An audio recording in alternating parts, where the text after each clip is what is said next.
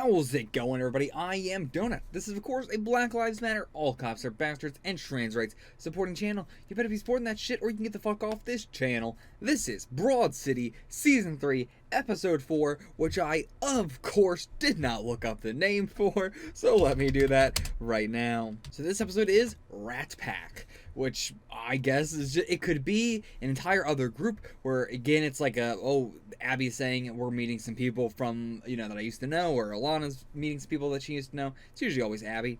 And, they were called the Rat Pack or something. Like, maybe she was a part of a group of friends that were called the Rat Pack. I think that's the most likely. That's my guess. We're gonna see some more people from Allie's past. Abby.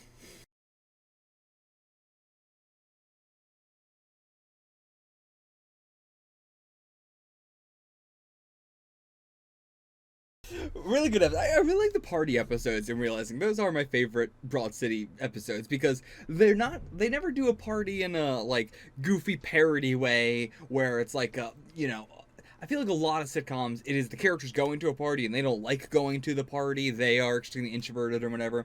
And I am extremely introverted. I don't like going to parties and all that. But I want to see, shows with extroverts going to parties and enjoying it and having a good time. And as, alone as Abby and Alana are a lot of times in their endeavors where they sort of feel like they only really have each other. They have so many people they can reach out to that they are borderline acquaintances with that can come over to a party or that they can go to a party or the blah blah blah blah blah blah. And that dynamic of them having the two of them that are best friends and they are extremely close and no one else even is even considered a friend, really, other than like Lincoln and Jaime and stuff like that. But other than that, there's no really people who are friends besides roommates or they're in a relationship with them or whatever.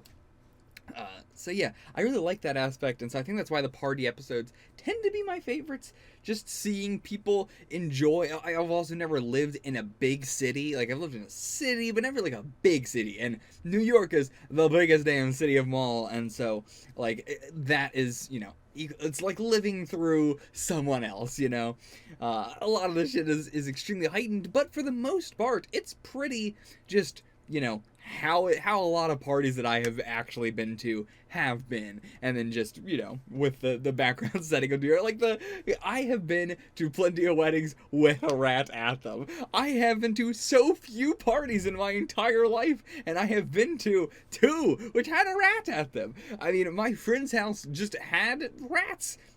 That's just the way it goes. Sometimes you're poor and you got rats. I mean, there ain't much more to say about it than that.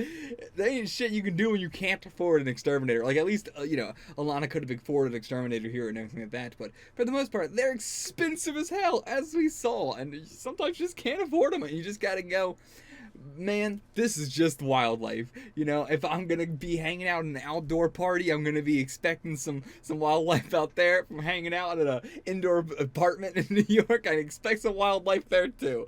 Different kinds. But yeah, I like the, surprisingly, Broad City's not really had a lot of connective tissue between the episodes. We might bring back up stuff or having slightly the relationships of the characters is gradually changing over time, but we don't usually reference things or redo jokes, whatever. But we brought back up the thing from last episode with Lana singing and that exact song, bringing that back up. And then the rat, we saw this rat in the cold open of the first episode of this season. And that's not really much of a connective tissue because this, again, it's just rats in these apartments. But, it feels like maybe they were trying to do a connective tissue there. Once again, as I've always said, I like the cold opens that lead directly into the episode. I like a cold open that is irrelevant. I don't dislike them, but I always like more the ones that lead directly into the episode. Especially when it's like this, where it is a cold open, like it is from the rat's perspective, it's this own thing. We're not really going into the episode yet, we're just in this little preamble, prologue, what this is going to be about. And it honestly did seem like for a bit there, that the whole rat thing was going to be a easy thing in the beginning. It was just going to be getting the money and that's it. And the whole episode was going to be the fallout of having the rat in the apartment, but not about the rat in the apartment. But then halfway through the party, shows up, and yeah, but like they didn't even like we know that there's the rat with the babies and all that, but then there's two other big rats that didn't like that didn't go anywhere. That's just still going to be in the apartment.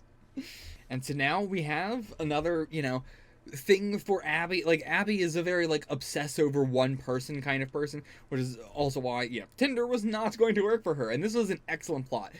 Seen the kind of Tinder plot done in sitcoms many, many times before. Maybe not even Tinder specifically, just dating app, whatever. But yeah, this one I actually really enjoyed. Because one, I like the aspect of it where they're just actually swiping the whole like scene away. That's just a fun, concept of directing choice. But more so than that, I like how specific it is to Abby's character rather than the normal thing of just like, people on Tinder suck. It's hard to get a good date. Like, it's not that interesting of a plot. It's been done to death 1,000 times. So having this be more specific for Abby, where it is she just swiped right on literally every single person, and then, tying this back into Abby has a very specific type with, I think his name was Jeremy, the guy who was her, like, adjacent roommate, or not, I guess not roommate is the word, but, apartment mate. I believe his name was Jeremy, and then there's Trey now.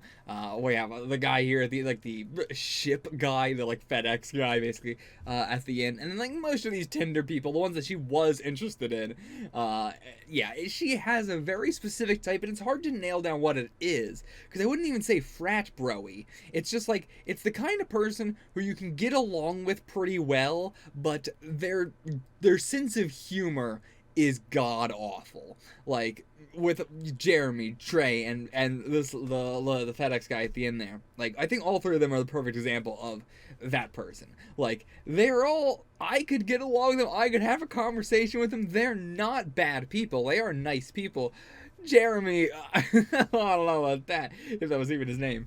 But yeah, there's just that one thing that's too much. Trey is the most. Trey is too much. Trey is just an assault of, I don't know, like he is the kind of person who just, all of his sense of humor comes from just repeating quotes from other things, and he does it in the worst possible way. Like, it is always him making a joke on top of that. It is the, like, I'm going to sing this song or say this line, but replace one word with the most cringy thing possible, like something very work-related.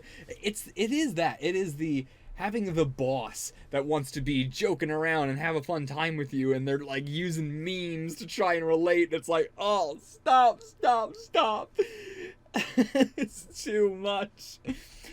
And yeah, I mean, speaking of too much, Jaime at the end of this episode having like talk to Alana, like I love Jaime being this hard truth kind of person. Like, I really hope we stick with that. He's very funny in this role of just like telling people these extremely hard truths that they need to hear. Like, I don't think we're gonna have any fallout of Jaime saying that to Alana, especially because he consulted and he's like, fine, I'll just let you keep doing this shit. But like, I don't know how we would touch on that. Like, this is the best way, where it's like Jaime tells her, but we know it's not going to go anywhere, because like Alana would be so much less interesting of a character if she wasn't, honestly, probably the best hypocrite I've ever seen. Like, of like a character that is like the most hypocritical and also the best executed. Like, both of those factors, Alana is perfect, and absolutely perfect. And yeah, I think like the only thing that comes close to that is like a lot of It's Always Sunny characters being, the extreme amount of hypocrisy while also executed in an extremely well way. But I still think, I do think It's Always Sunny I like more than Broad City. I just do. It's Always Sunny is an incredible show. It's very hard to beat that. But I do think that Alana is a better hypocritical character than any of those are. Both in terms of how funny they are and just in terms of how well it's executed and how real it feels. Like, there are plenty of people I have met like Alana. She is absolutely the encapsulation of the like white person just not understanding what it means to be open-minded and being insanely closed-minded while acting like they are like liberal or progressive or, you know, like left leaning or whatever in any way whatsoever. It is it's the I think the perfect Lana quote is for 3 seasons her talking about cultural appropriation, and then Jaime telling her you're doing it too, and then her going like, oh, I've heard of cultural appropriation, I've heard of that word before. The thing I've been talking about for 3 whole seasons. But perfect line, absolutely perfect line. And going back to the Abby and Trey thing, I think we're going to be, you know, as I said, I think this is going to be the new like guy that Abby is focusing on. That really seems to be it. And honestly, I think it's going to be really interesting because again, Trey's not a bad person. Trey is too much to handle a lot of times, but so is Alana. If we could give Alana leeway, we could give Trey leeway for singing a fucking Shaggy song and donating to Zach Braff's Kickstarter and all this other shit. Like, you know, he's okay. He's fine. He's fine. But in a relationship, that might be. No, that's I don't know about that. Like, as a casual fling, maybe, but then also you're working with it. It's never good to be dating or in a fling with somebody that you're dating. It's just not good, especially when there's a dynamic of like boss and subordinate. I have definitely done that, but I've been on the side where I was the boss, and you know, I mean, assistant manager. It's not really much of a boss position, but still, having any amount of hierarchy is just gonna be, you know, it's whatever way, whether it's gonna be the person under the boss role like feels like they are in a position where they are being like the power dynamic is just off, you know. There's that, like in the relationship stuff, but even outside the relationship, there is the if you have someone higher than you, and then they're going to be acting like you're giving your significant other special treatment, even if you aren't. And seeing Jaime come into his own is really nice. You know, he has felt extremely confident. He has felt extremely, you know. I don't know, like, he has had just so much confidence that I'm surprised to learn that was not actually real, that was all just him putting on the front and everything, and, you know, he's been kind of shutting himself off from relationships, and he's had a lot of flings, but that's really it. And now it seems like, you know, he wants to actually date and everything, which is, you know, I didn't think that's where we were going to be going with this character, but it's interesting. I'm curious to see where it's going to go, and I'm glad that he is, you know, seemingly going to be having a healthy relationship. That the guy who shaved his mustache took it so well. Like, he was like, this guy told me to shave a mustache. He's right. I did look like a pedophile. I'm gonna go shave it. And now I agree. It does look better. He was right. I'm gonna go talk to him and try and get a date. Like, you know, at first it felt kind of like he's like crawling back to this guy who has insulted him. But in the end, honestly, he came out of it feeling like he had the biggest balls on the planet. Like, he is totally like, you're right, I'm acknowledging it, I look better like this, thank you for it, you made me better, let's have a date. Like, goddamn, the confidence from that guy. Hot as hell. I'm surprised that Alana's brother showed up for like 5 seconds in the episode. Like, you know, to get his actor for 5 seconds is just funny to me. Like, it was a funny joke too. I'm glad, like, there's a lot of stuff in this episode that's just really, really strong singular jokes. Tons of. I fucking loved the Jaime scene with that guy, and then Lincoln complaining about the food and him taking us. Like, oh, come on, you know, fuck. So good, so good.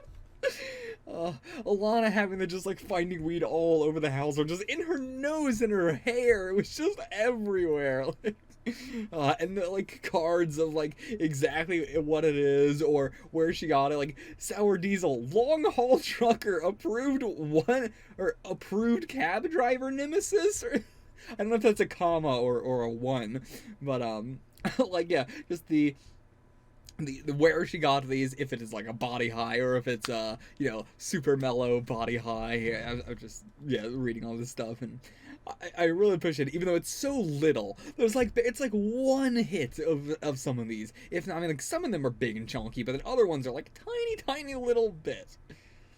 But that is it for this episode. I will see you guys for the next one. Until then, get the fuck out of here.